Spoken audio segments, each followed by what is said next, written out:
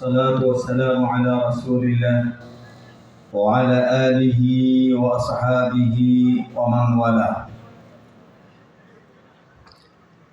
পবিত্র মাহে রমাদানের মাগফিরাতের এই শুভ লগ্নে সিলেট কৃষি বিশ্ববিদ্যালয় মানবোপাচার্য মহোদয় কর্তৃক আয়োজিত পৃষ্ঠপোষকতায় আয়োজিত আজকের ইফতার মাহফিলে উপস্থিত আমাদের বিশ্ববিদ্যালয়ের বিভিন্ন শ্রেণীর শিক্ষক কর্মকর্তা কর্মচারী যারা রয়েছেন এবং মঞ্চ যারা অলঙ্কৃত করে আছেন, অভিনন্দন জানিয়ে শুরু করছি।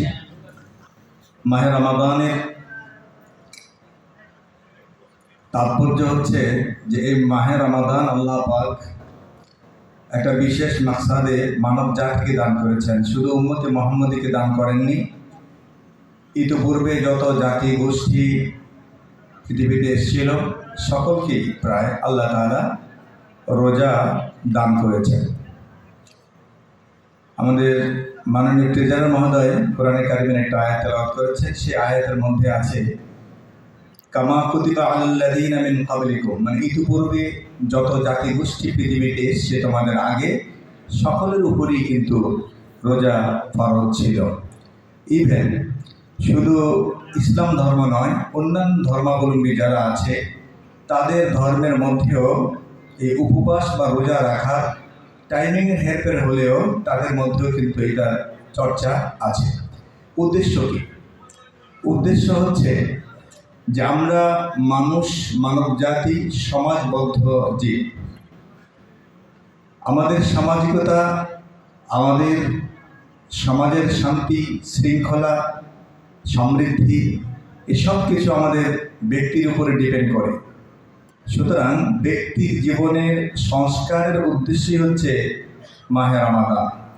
আল্লাহ সুবহানাহু ওয়া তাআলা আমাদেরকে রমাদানের রোজা দিয়ে এই রোজার মধ্যেই আল্লাহ তাআলা আমাদেরকে সংস্কার করার জন্য, জান্নাতের পথ দেখানোর জন্য একটা গাইড বুক দিয়েছেন, সেটা হচ্ছে পবিত্র আল কোরআন। সেটা নাজিল করে আল্লাহ তাআলা বলছেন হুদান লিন-নাস, হুদান লিল মুসলিমিন বলেন না যে মুসলমানদের জন্য পথ নির্দেশ, বলা হচ্ছে হুদান লিন-নাস, এটা সমস্ত মানব জাতির জন্য একটা পথ নির্দেশ। এই পথ নির্দেশের মধ্যে এর অর্থ এই না যে সকল মানুষকে জোর জবরদস্তি করে একই ধর্মের মধ্যে আনতে হবে, সবাই মিলে একই কাজ করতে হবে জোর জবরদস্তি করে। এই কথাটা স্পষ্টভাবে কোরআন বলে দিয়েছে লা ইকরাহা ফিদ্দীন, এই ইসলামের মধ্যে কোনো জোর জবরদস্তি নাই। কারণ ধর্ম হচ্ছে অন্তরের ব্যাপার। অন্তর যখন মায়ের হয়, অন্তর যখন কোনো ধর্মের দিকে আসক্তি প্রকাশ করে, তখনই মানুষ ধর্ম চর্চা করতে পারে। তাই আল্লাহ সুবহানাহু ওয়া তাআলা মানুষকে এই পবিত্র মাহে রমাদানে কোরআন দিয়েছেন এবং কোরআন বলছে যে আমার মধ্যে প্রভুর কথা আছে, মহান রবের কথা আছে। ইতিপূর্বে অনেক কিতাব পৃথিবীতে এসেছে, অনেক ধর্ম যাজক, ধর্ম প্রচারক, নবী রাসূল পৃথিবীতে এসেছেন। এই সকল কিছুর সামারি আল্লাহ সুবহানাহু ওয়া তাআলা সামারি আকারে পবিত্র কোরআনে দিয়েছেন। তো পবিত্র মাহে রমাদানে যেই জিনিসগুলো ইনক্লুড করলে রোজার স্বাদ পাওয়া যায় সেটা হচ্ছে সিয়াম, আরেকটা হচ্ছে রমজানে দীর্ঘ সময় দাঁড়িয়ে কিয়াম করা, আর 3 নম্বর হচ্ছে কোরআন চর্চা করা।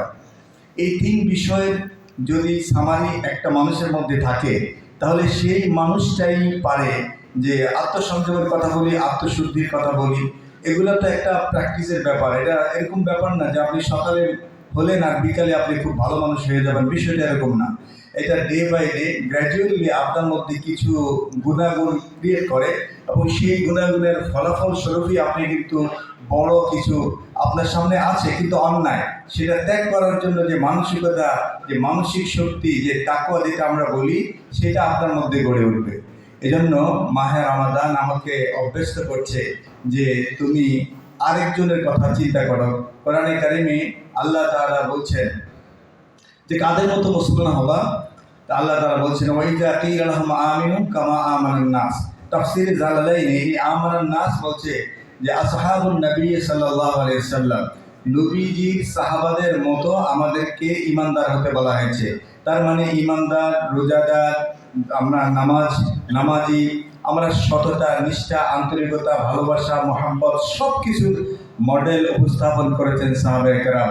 কোরআনে কারিমে বলছে ওয়ায়ুসিরুনা আলা আনফুসিহিম ওয়ালাউ কানা বিহিম খাসাসা, বলছে তারা পারস্পরিক যখন মুআমালাত মুআশারা বা পারস্পরিক কোনো বিষয়ে যখন তাদের প্রতিযোগিতা হয়, তখন তারা অন্যকে নিজের উপরে প্রায়োরিটি দেয় না, বরং নিজের উপরে অন্যকে প্রায়োরিটি দেয়, যদিও ওই বিষয়টার দরকার তাদের খুব ছিল।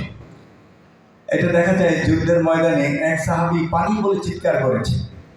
পানি বলে চিৎকার করার কারণে একজন তার কাছে পানি যখন নিয়ে যাওয়ার সাথে সাথে একটু দূরে আরেকজন বলছে পানি, তখন উনি বলছে যে আমার চেয়ে আমার ওই ভাইয়ের বেশি দরকার, তার কাছে পানি নিয়ে যান।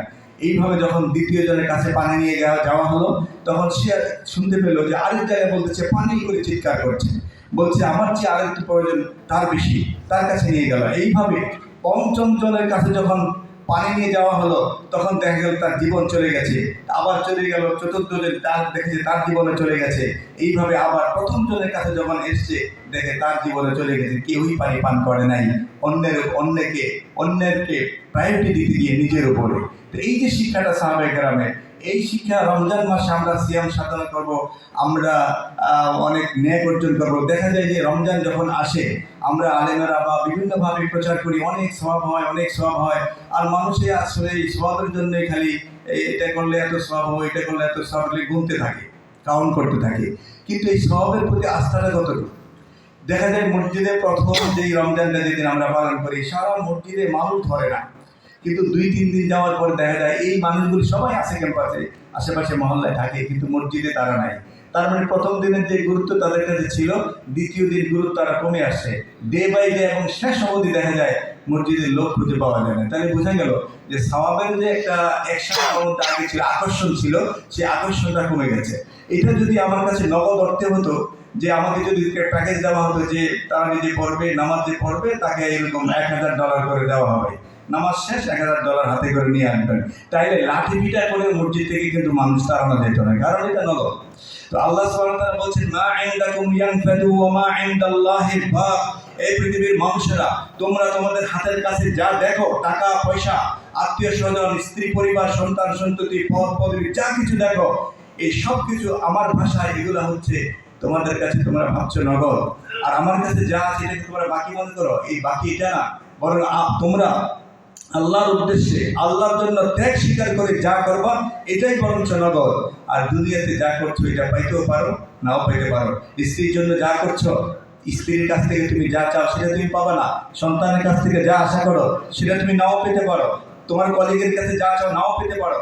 তুমি যদি সৎ নিষ্ঠা আন্তরিকতার সাথে আল্লাহকে রাজি খুশি করার জন্য তুমি কাজ করে যাও, তাইলে তুমি যাই করো না কেন, দিন শেষে মহান আল্লাহ তোমাকে রহমতের কোলে বরণ করে নেওয়ার জন্য অধীর আগ্রহী অপেক্ষমান থাকবে। প্রিয় সুধী, আমরা এই রমাদান মাসে একটা ওত করি, একটা শপথ করি যে আমি ভালো মানুষ হব, আমি অন্যের উপরে নিজেকে প্রায়োরিটি দেব না, আমার উপরে অন্যকে প্রায়োরিটি দেব। এই মাসকে বলা হচ্ছে শাহরুল মুআসা, অন্যকে উপলব্ধির মাস। স্যার বলেছেন যে শুধু ক্ষুধা না, দুঃখ, কষ্ট, দারিদ্র এবং মজলুম হইলে যে কি কষ্ট হয়, জেলখানায় গেলে যে কি কষ্ট হয়, রোগী হলে যে কি কষ্ট হয়, এই সব কষ্টগুলো যদি আমি নিজে এহসাস করি, অনুভব করি, তাইলে আমি আমার কলিগের ব্যাপারে ভাববো, হয় যে অসুস্থতার বড় কষ্ট, তার ব্যাপারে আমি কি করতে পারি। আমার বাড়িতে যে আমার বোন আছে, ভাই আছে, যাদের কষ্ট ক্লেশের বিনিময়ে আজকে আমি বড় পদে চলে এসেছি, তাদের খবর আমি নিব, তাদের ব্যাপারে আমি আন্তরিক হব, সেটা জাকাত দিয়ে হোক, সাদাকা দিয়ে হোক, অন্য কিছু শেয়ার করে হোক। আল্লাহ তাআলার কাছে আমরা বেশি করে দোয়া করব, যাতে করে মাহে রমাদান আমাদের মধ্যে এমন প্রভাব বিস্তার করে, যেই প্রভাবে আগামী 1 বছর আমি রমজানে যেমন ভালো ছিলাম, আগামী 1 বছরে যেন আমি ভালো থাকতে পারি, সেজন্য আল্লাহ তাআলার কাছে দোয়া করব। আমি যেন নির্মোহ লাইফ লিড করতে পারি, যা আমার না আমি যেন সেখানে হাত না দিই, যা আমার না সেদিকে যেন আমি না তাকাই।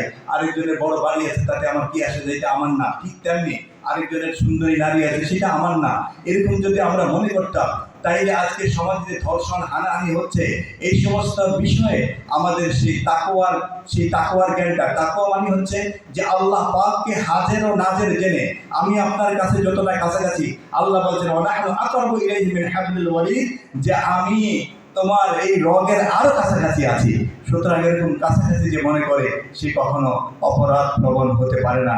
সুতরাং আজকের এই সমাজে যে অনাচার চলছে, আপনার যে সামাজিক অস্থিরতা চলছে, এই সকল কিছুর মধ্যে রোজাদারের একটা অনন্য ভূমিকা আছে। আল্লাহ তাআলা আমাদের প্রত্যেককে সেই ভূমিকায় অবতীর্ণ হওয়ার তৌফিক দিন। সকলে বলুন আমিন। পরিশেষে সরকারের এই যে বাজেট অর্থ ব্যয় করে সরকারি কর্মকর্তা তিনি সুন্দর আয়োজন করেছেন, এটার একটা পারপাস আছে। আল্লাহ রাসূল বলছেন কুল্লু মারুফিন সাদাকা, প্রত্যেকটা ভালো কাজই একটা সাদাকা হিসেবে গণ্য হয়। এই আজকে যে আয়োজন হয়েছে এখান থেকে আমরা যদি একটা ভালো শিক্ষাও নেই, তাই এই শিক্ষার যে সওয়াব 18 কোটি মানুষের আমল নামায় কিন্তু লেখা হবে, এবং 18 কোটি মানুষের আমল নামায় সওয়াব হলে যেই সওয়াব হবে যিনি উদ্যোগ নিয়েছেন তার আমল নামায় কিন্তু সমপরিমাণ সওয়াব হবে। আদ-দাল্লু আলাল খাইরি কাফাইলিহি, বুখারী শরীফের হাদিস। আল্লাহ তাআলা আমাদের আজকের আয়োজন এবং স্যারের যে আয়োজন করেছেন এবং আমাদের উপস্থিত হয়েছি আমাদের প্রত্যেককে কল্যাণ অর্জনের জন্য তৌফিক দান করেন। আগামী দিনে ভালো মানুষ হয়ে, ভালো নাগরিক হয়ে, ভালো শিক্ষক, ভালো ছাত্র, ভালো কর্মকর্তা, ভালো কর্মচারী হয়ে দেশকে অনন্য সেবায় নিজেকে শামিল করি। আল্লাহ তাআলা আমাদের তৌফিক দিন। ওমা তৌফিক ইল্লা বিল্লাহ, হাযা মা ইনদি ওয়াল ইলমু ইনদাল্লাহ। এখন দোয়া করছি, দোয়া ইনশাআল্লাহ আপনার সবাই শরীক হন। আল্লাহ